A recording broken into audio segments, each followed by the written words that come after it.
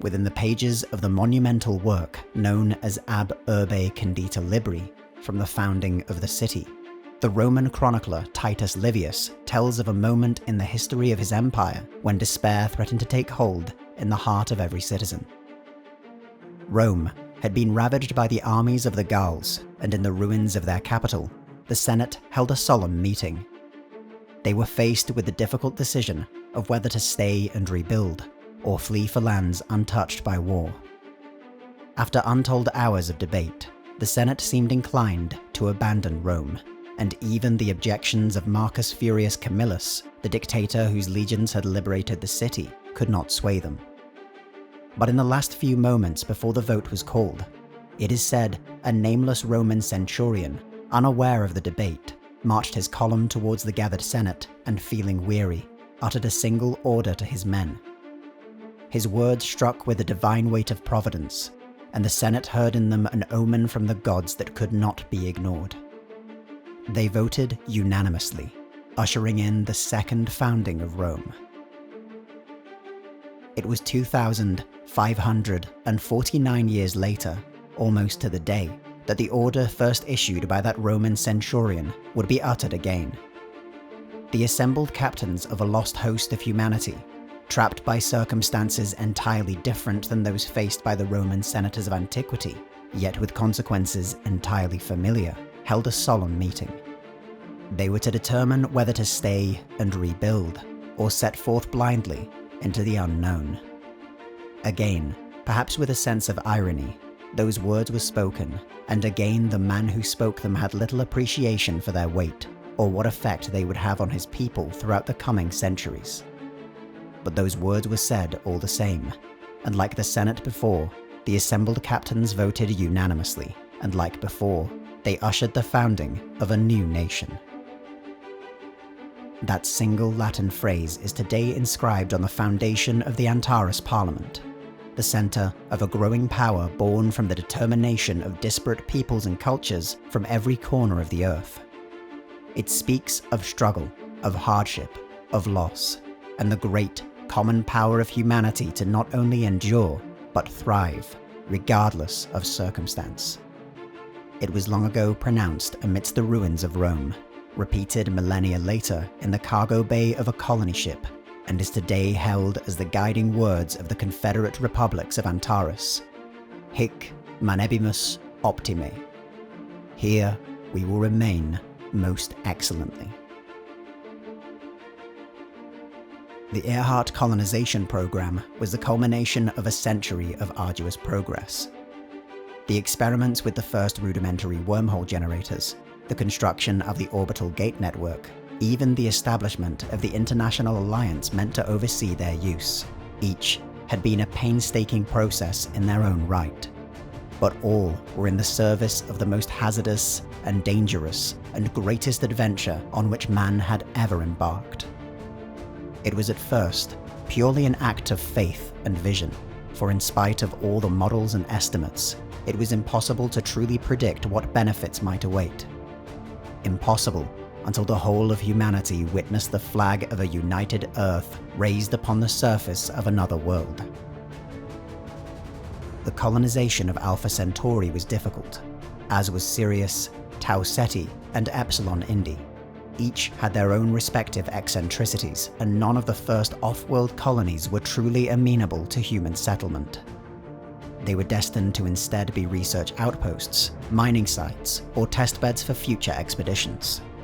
But the discoveries within the Antares binary system changed everything. Hidden in the outer orbit of the system's fainter, smaller star, a planet was found. It seemed to invite human habitation, with an atmosphere and environment only slightly dissimilar from that of Earth itself. Life, evolutionarily simple as it might be, had already flourished there, and it seemed likely that mankind might as well. The first pioneers to arrive were jubilant in their reports. The first outposts performed flawlessly. Antares, therefore, would be the natural candidate for humanity's first, large-scale, off-world settlement. For decades, Antares was prepared, crops planted, infrastructure built, and plans laid. 6 million souls departed Earth's orbit on March 1st, 2159. The Earhart Flotilla was the largest ever constructed, carrying not only scientists, engineers, and specialists, but their families. They were to be the second wave of colonists, and Antares eagerly awaited them. The ships entered the artificial wormhole without incident, and the peculiarities of interstellar travel meant it was weeks before Earth learned the first scheduled check-in had been missed. This was not entirely unexpected. No two transits were identical, but with every subsequent attempt at contact returning only static, hope fell into despair. Without resupply, the flotilla could survive for no more than 6 months. It is a testament to human optimism that attempts to reach them only ended after 5 times that. With the loss of the Earhart Flotilla, the passion and enthusiasm that had defined the colonization era quietly vanished, and all future efforts cancelled. The disaster was blamed on previously undiscovered instabilities within the gate network, and there was some comfort in the knowledge that those on board the flotilla likely never had a chance to realize that something had gone wrong. Statues were built and choirs sung to the 6 million lost sons and daughters of Earth, and the world tried to move on. Yet far across the universe, the pioneers of the Earhart Flotilla were very much alive. In place of the thriving colony meant to welcome them, and all its accompanying orbital infrastructure, supply networks, and communication relays, they had emerged within an entirely silent, entirely unknown star system. Instead of the dual suns of Antares, the new system had 3, each orbited by a great many planets and moons. Shrouding them all was a miasma of ionized gases, a beautiful, all-encompassing swirl of colors. It was a vast, alien wilderness beyond anything previously discovered. Attempts to identify where they now were in relation to Earth or Antares all failed. No recognizable constellations were found, no frame of reference identified. In a single moment, their dreams had been dashed, and every soul aboard had to reconcile with the knowledge that they would never arrive at their intended destination. Without a warp gate, they were stuck. There even existed the possibility, however unlikely, that they had traveled not only through space, but through time, and might be hundreds or even thousands of years into the past or future. No evidence of this could be found, but the possibility remained. Realization, grief, and fear threatened to overwhelm the flotilla, but there was simply no time. They could operate for 6 months without resupply, and every second wasted might mean the difference between the life and death of 1, a dozen, or even thousands of people. Within the first day of their arrival, when every hope of returning to Earth had been extinguished, a new plan was set in motion. Under the hastily prepared Operation Longshot, thousands of automated probes were sent across the system, identifying potential locations for human settlement. Before even the first results had been returned, the flotilla frantically moved to reorganize itself. Everything aboard each ship, from the enormous, next-generation atmospheric processors and gravitational tethers, to the farming equipment and industrial machinery, all the way down to individual colonists, seeds, and gallons of water, had been the result of decades of planning. It was a triumph of logistics and administration on a scale beyond even the Martian settlements, the War of the 5 Cities, the Apollo landings, or the Schlieffen Plan. An army of officials had planned how the flotilla would be stockpiled down to the last spare tire, and in an instant, it had all been undone. Even if a verdant paradise was discovered within the system, the flotilla's population was too large to be supported by a single settlement. Combined with the risks of alien diseases, natural disasters, or potentially even hostile animal life, it was decided that the flotilla would be scattered. Dozens of smaller colonies, dispersed across multiple sites, it was hoped, would be better suited to survive whatever dangers might await. What this meant was that supplies and equipment concentrated on a select few, or even on single ships, had to be distributed across the whole of the flotilla. One fleet had to be turned into many. Under normal circumstances, selecting a site for future colonization might take decades. Soil needed to be tested, the atmosphere carefully analysed, and plate tectonics studied. Tens of thousands of factors had to be considered, all of which took time that the rapidly decentralizing flotilla could not afford.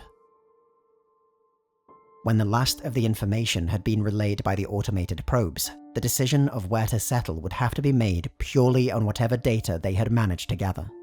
While the probes had not recorded the existence of any paradise world, the nightmare scenario had also not come to pass. If the entire trinary system was home only to toxic worlds and dead moons, then the flotilla would be left to die in space.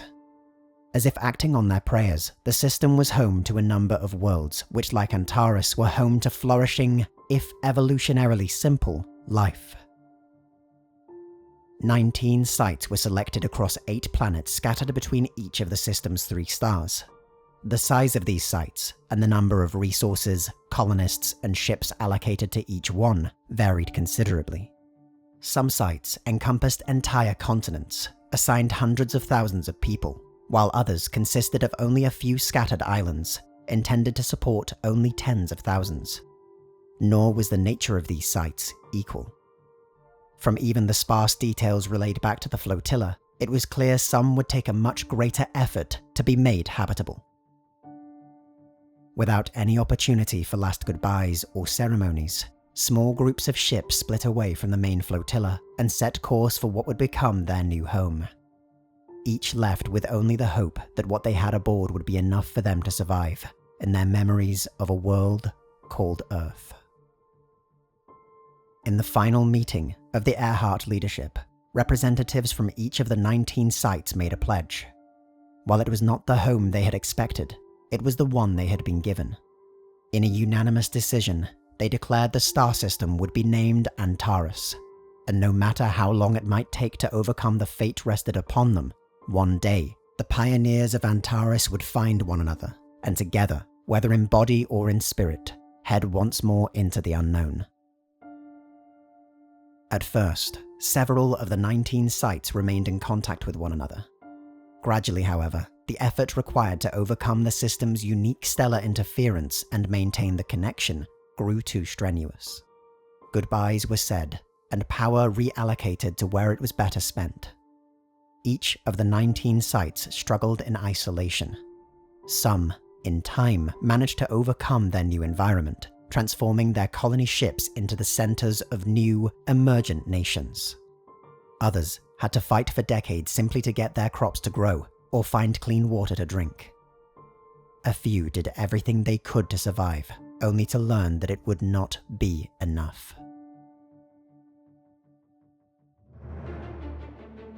Slowly, the first satellites were sent back into orbit, and contact was re-established across moons and across stars. Finally, 149 years after landing, the pioneers of Antares established regular contact with one another. The reunification was bittersweet, as the full picture of what had happened began to take form. Of the 19 original sites, 11 had survived. Of the fallen 8, 2 had starved, 4 had succumbed to disease, 1 had frozen, 1 had flooded, while the fate of the last was sealed. Among the surviving sites, the level of success varied considerably. A few nations had just barely managed to survive and would be reliant on outside help to truly thrive.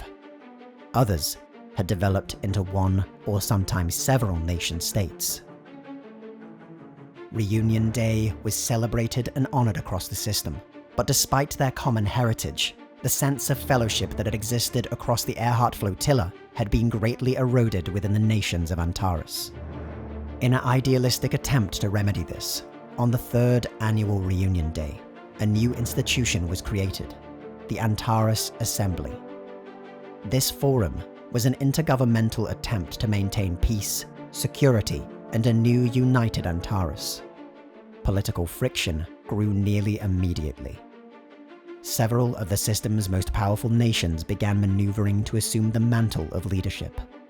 Mutually beneficial trade spiraled into opportunism and the establishment of rival trade blocs.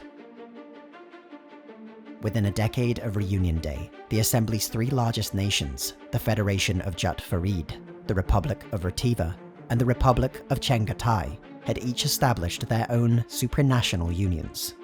The Association of Antares Nations, the Antares Community, and a Rico Pact each competed for political clout, attempting to win over the other nations of Antares. While the benefits of each alliance were considerable, the increasing tensions between the three only served to frustrate and alienate many of the neutral nations they were attempting to influence. On March 1st, 164 AL, the Republic of Maltuan, the Republic of Sabmadi, the Free State of Sagallo, and the Union of Thanjanal established the non-aligned movement of Antares. Unlike the unions backed by the system's superpowers, the language which defined the non-aligned movement was clear and concise, promising mutual respect, peaceful coexistence, non-interference in domestic affairs, and most importantly, equality and mutual benefit. The non-aligned movement quickly became the largest within the system, leading to the eventual termination of its three major competitors. By 189 AL, Jut Farid, Retiva, and Chengatai had become the last major holdouts, and compared to the increasingly gridlocked Antares Assembly, the non-aligned movement had begun introducing sweeping laws and reforms that promised to further integrate its member nations. On September 4th, 191 AL, the last three holdouts were unofficially accepted into the non-aligned movement, which, as a face-saving measure, was immediately dissolved. Instead, the Antares Assembly underwent a complete reform, adopting both the structure, laws, and decorum of the non-aligned movement. Veto power and other benefits enjoyed by its largest nations were likewise removed from the institution. With Jut Farid, Retiva, or Chengatai no longer able to impede the decisions made by the Assembly, the first real talks of a system-wide unification began. The establishment of a centralized sovereign state, with the nations of Antares reduced to subnational entities, or even eliminated entirely, was seen as the most efficient option, but one that lacked the necessary political support. Only the smaller, poorer nations, those which would benefit the most from this arrangement, seriously considered it. Instead, a compromise was reached and a system created that would wield considerable power in dealing with interstellar affairs, yet leave domestic issues in the hands of its constituent states. The Antares Assembly was officially dissolved on April 22, 202 AL. Simultaneously, the Confederate Republics of Antares were formally established, and Confederation Day celebrated across the system. It was both praised and criticized as being very different from the union that had been first imagined in the final meeting of the Erhard Flotilla. While certainly endowed with the potential to unify the star system, it also allowed its 11-member nations the implicit right of succession. A parliamentary confederacy, the authority of the government is today mainly limited to interstellar development and discovery, foreign affairs, and defense. Its ability to interfere in the affairs of its republics is limited, and addressed in a slightly vague general welfare clause within its constitution. The Confederation's executive office is headed by a prime minister, who also serves as the head of state, but whose authority is relatively weak. This individual likewise serves as the head of the Cabinet of Ministers, which acts as the federal executive governing body of the Confederacy. There is no fixed term of office, nor any kind of term limit, and a Prime Minister can remain in office so long as they maintain the confidence of the majority of the Antares Parliament. There is an informal tradition, dating back to the non-aligned movement, however, that a government must call an election once every 4 years. Major political power within the Confederacy is instead held by the Parliament of the Confederate Republics of Antares, or simply the Antares Parliament. A bicameral legislature, it has 2 separate chambers, an upper house known as the Senate, and a lower house called the Chamber of Representatives. The Senate is composed of 5 representatives from each constituent republic and appointed by the Prime Minister. There are few qualifications to become a senator, only that the individual is not beholden to economic vagaries or turmoil, and a citizen of the republic they've been chosen to represent. In comparison to the Chamber of Representatives, whose members are apportioned to the republics by population size, and is therefore seen as representing the population, the intent of the Senate is to act as the voice of the republics. While officially the upper house of Parliament, it is first only in order of precedence for the purposes of protocol.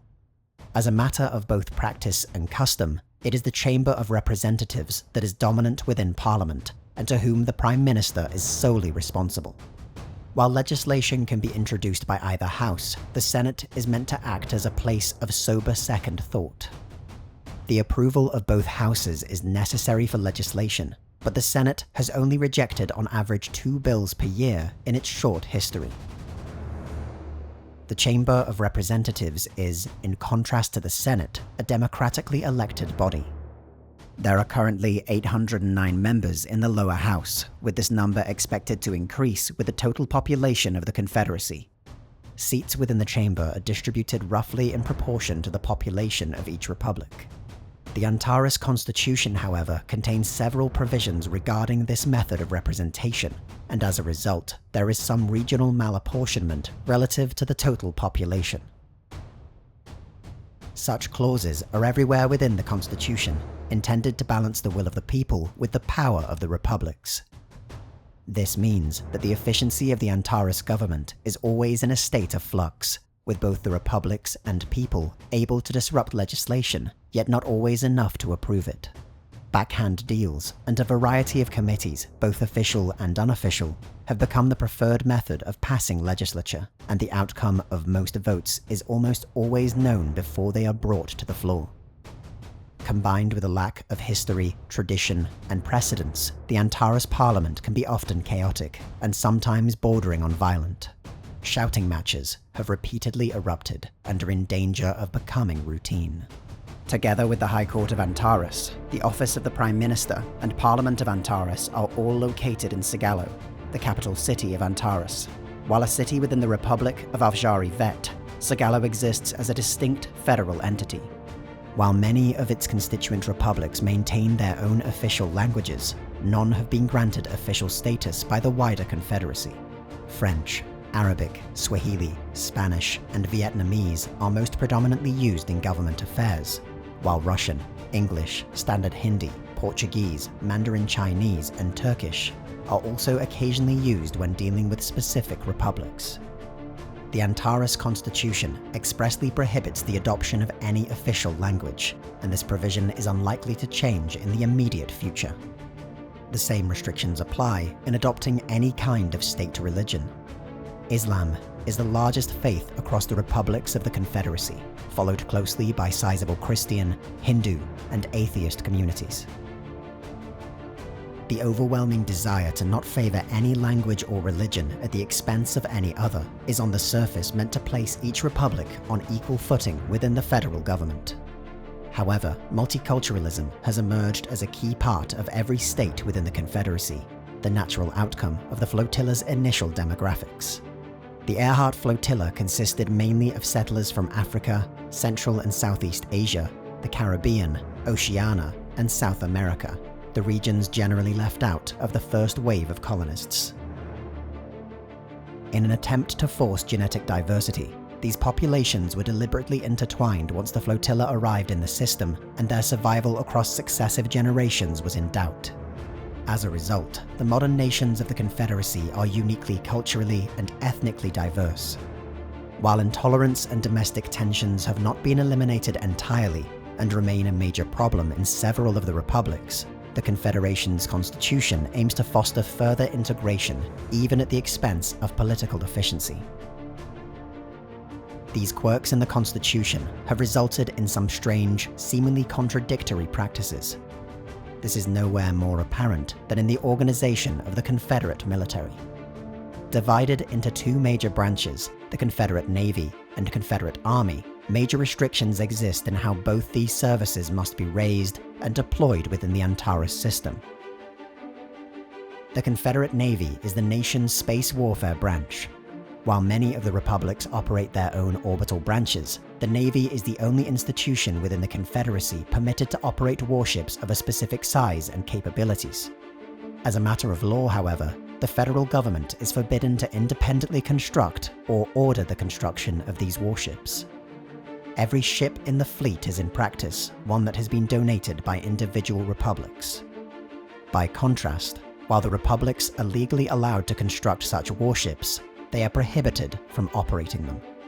While such an arrangement has the potential to cripple the Confederate Navy in times of crisis, such laws are mostly ceremonial, and the federal government has on numerous occasions placed unofficial orders for warships which are then serendipitously constructed and donated by various republics. The same kind of restrictions have been placed on the Confederate Army, which for all its history has been comprised of only a select few administrative and logistics personnel. It exists mainly theoretically, as the Confederate Army is barred from operating on any territory administered by the republics, leaving essentially nowhere within the star system where the branch would be allowed to mobilize. The lack of any armed conflict across the entirety of the Antares system's history has left little necessity for such a force, and even the republics themselves maintain only small, garrison forces, not suited to offensive operations. In the event of war, the Confederate government has the authority to call for volunteers, but not to enact conscription, which remains the sole right of the republics. Any division granted to the Confederacy would be both raised and equipped by their respective republics, and how such a command structure might fare in wartime remains a matter of concern. Many fear that individual republics might leverage the deployment of any divisions raised in an attempt to guide national strategy. The need for military forces at all remains a matter of contention within Parliament. While nations on Earth had detected seemingly artificial broadcasts of repeating mathematical patterns, unequivocal proof of alien life had not yet been found at the time of the Earhart flotilla's departure, much less the desire to defend against such threats. The ardent will to maintain military forces by both the leadership of constituent republics and the Confederacy is often baffling to the general populace, which has rarely supported such measures. What has never been revealed, however, is that a small part of the founding myth of Antares has been built on a lie. When the Earhart flotilla was to have emerged in their intended destination, they were to have received 8 scheduled messages from Earth, each containing only trivial details concerning items that might have changed during transit. The colonists were informed that these messages never arrived, lost during whatever anomaly threw them off course. But in truth, the Earhart flotilla received all 8, and at least 100 others. Broadcasts not intended for them, but somehow received by the flotilla all the same. Most were scrambled and garbled, impossible to truly understand, but the small number that have been restored are terrifying. Few have seen them, only the highest military and government officials of the republics and the Confederacy. But even the most resolute pacifist among them have been forced to agree that a standing army might be necessary. The Confederate Republics of Antares is still a young nation, one faced with a daunting challenge. Over 2 centuries ago, their ancestors left Earth for a new home, only to unexpectedly arrive in another. For all the division between the republics and the apparent weakness of the Confederacy, the will and desire to seek out Earth has never wavered. On the foundation of the Antares Parliament and countless other buildings and institutions across the star system are etched the words, Hic manebimus optime. Here we will remain most excellently. It was spoken first within the Senate of the Roman Empire, again within the cargo bay of a colony ship within the Earhart flotilla, and is today the guiding words of the Antares Confederacy. The flags of 11 republics speak to the fortitude, courage, and spirit needed in the pursuit of those words. The graves of 8 colonies speak to the necessity of sacrifice to live, fight, and if need be, die in the pursuit of those words. And the emblem of one nation speaks to the spirit of the human race to embrace cooperation, mutual respect, and a resolute spirit in the pursuit of those words, not only when it is easy, but when it is hard. Today, as the citizens of the Confederacy look outward, not only to one another, but past the boundaries of their star system, that phrase has taken on a new meaning, and one small addition. Here, we will remain most excellently, but not here alone.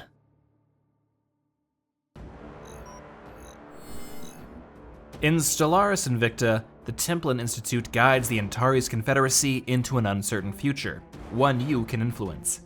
Every Saturday, we'll live stream our progress on our Twitch channel, and our viewers and patrons will have the opportunity to vote on decisions and shape the history of the galaxy. If you missed the live stream, you can catch up on what happened when the stream was published the next day to the Templin archives.